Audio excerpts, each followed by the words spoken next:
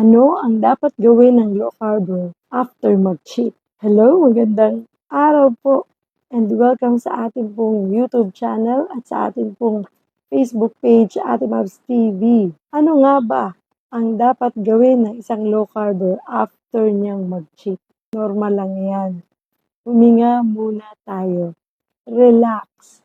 Huwag ka masyadong ma-stress. Huwag ka mag-alala. Hindi failure yon. Ito ay pagkain lang. Hindi katapusan ng journey mo.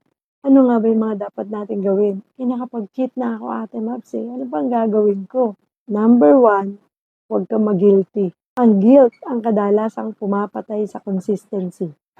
Tandaan, ang isang handaan ay hindi kayang sirain ang disiplina ng ilang linggo o buwan mong pito. Tagal mo nang naglo-low carb. Nagkamali ka lang, nakakain ka ng high carb nung medianoche. Feeling mo, ang laki na ng kasalanan mo. Na-stress ka tuloy. So, relax lang. Huwag kang magigilty. Number 2, huwag mag-revenge eating. Iwasan ang mindset na nasira na rin lang, tuloy na. Diyan talaga nadadapa ang karamihan. Yung bang pag nadapa ng minsan, nakakain ng high carb, itutuloy-tuloy na. Yun ang mali. Huwag tayong mag-revenge eating.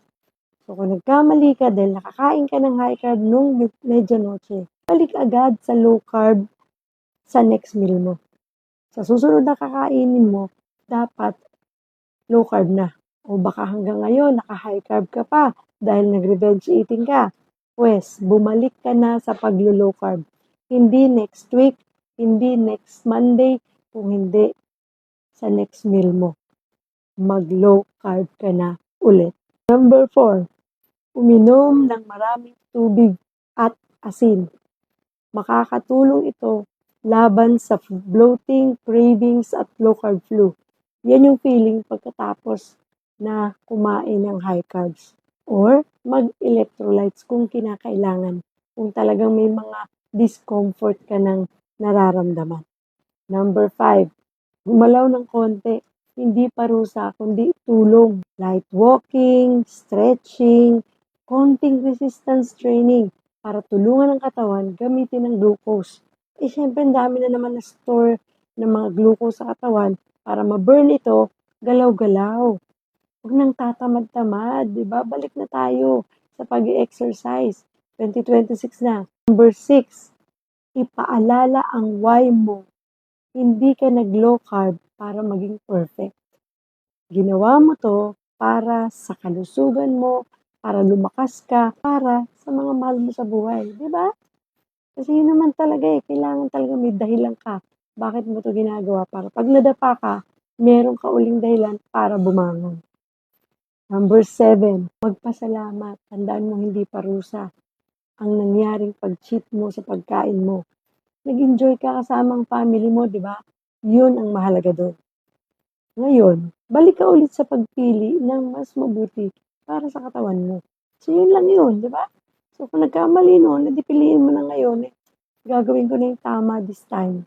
Mali na nga Huwag mo nang pagpatuloy. Tandaan, ang totoong low carber ay hindi nagkakamali, kundi yung marunong bumangon agad. Kung nag-cheat ka nung last December 31, okay lang yan. Tandaan mo, hindi ka perpekto. Lahat nagkakamali. Lahat pwede madapa.